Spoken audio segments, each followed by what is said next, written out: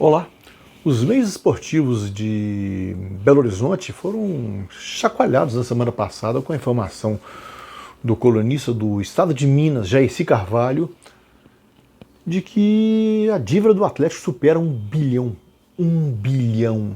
Se era de 700 e tantos milhões no final de 2019, em 2020, agravada pela pandemia que tirou as torcidas dos estádios, essa dívida ultrapassou a casa de 1 bilhão. O curioso nisso, nesse montante, que é um absurdo e é aparentemente impagável, é que a dívida é semelhante à do Cruzeiro. Ora, se o Cruzeiro deve 1 bilhão e o Atlético Mineiro deve outro bilhão, como é que eles vivem situações tão díspares? Primeiramente, temos que tentar conhecer qual é o perfil dessa dívida do Atlético.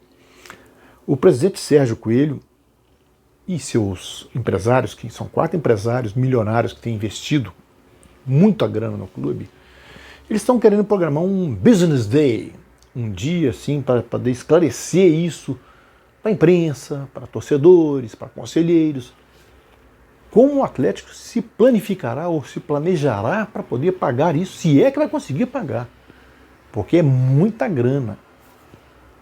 O Cruzeiro, envolvido nesse montante, não está conseguindo.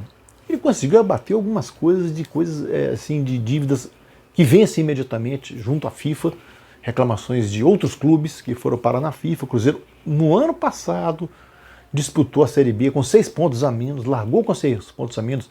Isso o prejudicou bastante. Ele não caiu, ele não deixou de subir por causa disso especificamente, mas prejudicou. Então, se no caso do Cruzeiro a dívida é tratada com um caso de polícia, um caso de tamanha gravidade, por que no Atlético não ocorre o mesmo?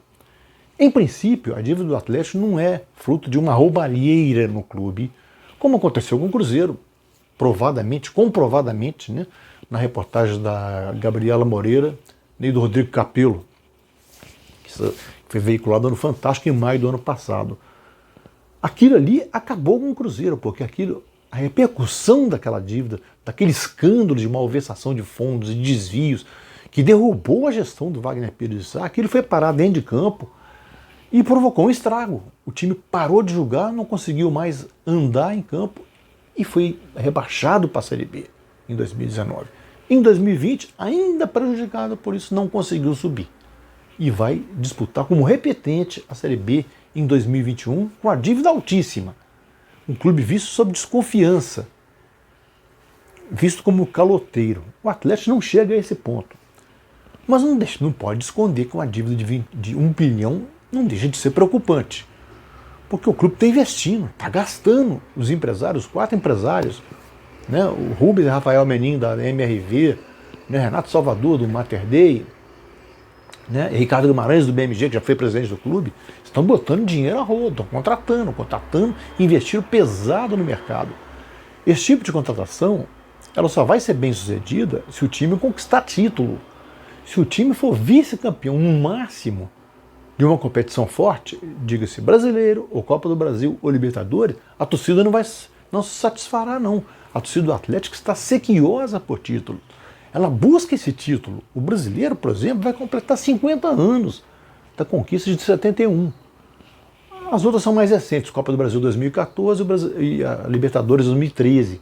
Mas ainda assim, com um montante desse investido, com os jogadores que chegaram e estão montando um senhor elenco do meio de campo para frente, ganhar é quase obrigação.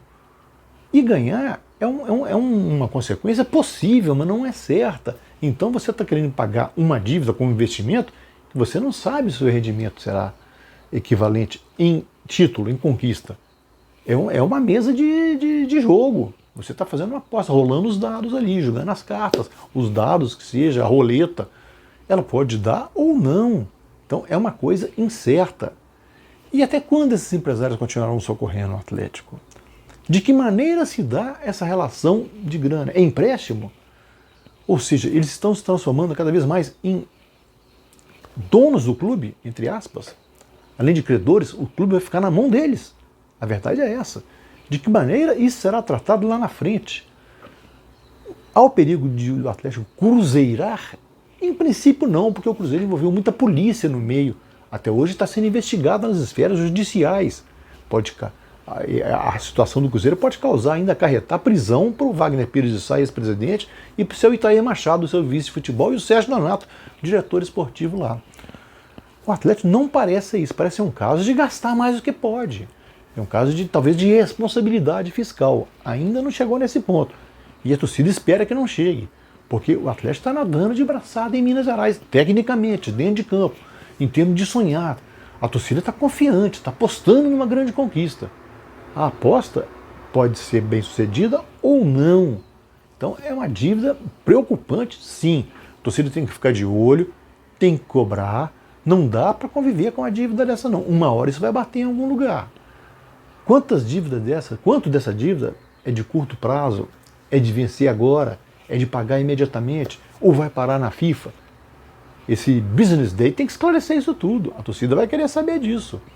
Não dá para tratar o Atlético tão bem assim quando o Cruzeiro é tratado, não digo tão mal, é com justiça o tratamento que se dá ao Cruzeiro. É justo o tema de cobrança, de crítica, de a imprensa bater, mas ela tem que fiscalizar o Atlético também.